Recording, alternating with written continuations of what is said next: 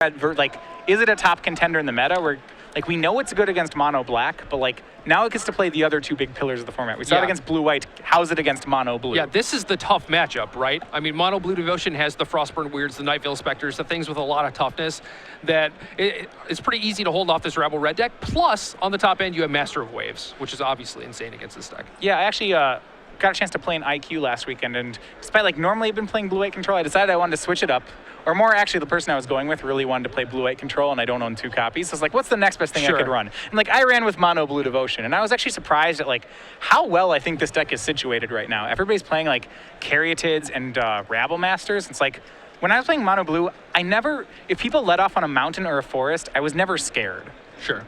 Like, I was scared of swamps. Sure, swamps are bad news, but like green and red, those always, and I always felt like I could go toe-to-toe with any aggro deck that was red or green. Yeah, and that's definitely one of the strengths of mono blue. We see a turn 1 Legion Loyalist from Joseph Nash. It swings in twice, hitting Collin Rountree down to 18. Rountree started, though, on a pretty good opening from mono blue. It's Cloudfin Raptor into Frostburn Weird. Made even better by the fact that Joseph didn't have a 2-drop in Rabble Red. And yeah, it looks like his hand doesn't have a lot of creatures. It just has a bunch of the Dyna Charges and is harnessed by Force. Where it's like Dyna Charge is great in this matchup, especially with Legion Loyalist, because it allows you to beat through Master Waves and a lot of the high toughness creatures. But it's really tough to keep a hand that just has a bunch of Dyna Charges. Yeah, this is one of those hands that like is almost like, it's like too much of a good thing, right? You have all these cards like Harness and Dyna Charge that are great with a lot of creatures, but you just don't have the creatures. I'm a little surprised to see Harness by Force coming out of the sideboard here, actually. Normally I see that against the green decks, but I guess there are larger creatures you can take from mono blue. Like when you're racing, which this matchup feels like to me, stealing a creature isn't necessarily bad. Yeah. I mean, if Joseph had a big enough board state, I could see something like, you know, take your Frostburn Weird and actually get in a bunch of damage. Like maybe that could help him turn the corner a little bit, but if you had 7 mana, you could take their Frostburn Weird, hit them with it, and then kill it. Yeah, that's certainly true too. Yeah. If you're super flooded. I'm not sure if that's a game-winning play if you're super flooded, but that is certainly an option. Sure is a play that kills their Frostburn Weird. That is true. All right, we do see another creature finally hit for Joseph. It's Fire Drinker Satyr. Collin's actually deciding to kind of become a pseudo-control deck here. He played Thassa on his turn on turn 3, so curving out, but rather than swinging with Cloudfin Raptor or Frostburn, he just held them both back, presumably to establish Devotion next turn, as we do see a Domestication in his hand. Yeah, I like that. I mean, you got to feel with Thassa and especially Domestication in your hand, like you have the long game kind of covered, right? So you don't really have to get super greedy, try and get in that 1 point with Cloudfin Raptor. I'd rather just keep that Legion Loyalist back. Well, Collin debates. His top card was Frostburn Weird. Thought about shipping it and then decided for the better. Rather than going the control route, he's just transitioned over to aggro, played another Cloudfin Raptor and another Frostburn Weird, evolved, and is now swinging for 7. Yeah, I mean, I think he was looking for a 4th land for Domestication, but finding something that he could play to go along with his Cloudfin Raptor and make sure his Thassa is turned on is just like, okay, well, now I'm just going to be the beatdown. You saw that thought process. First he's like, well, nope, not a land, half the ship. And there's like, or wait maybe. a second. Yeah. Yeah. And it's like, there's a lot of Dyna Charge in Joseph Nash's hand.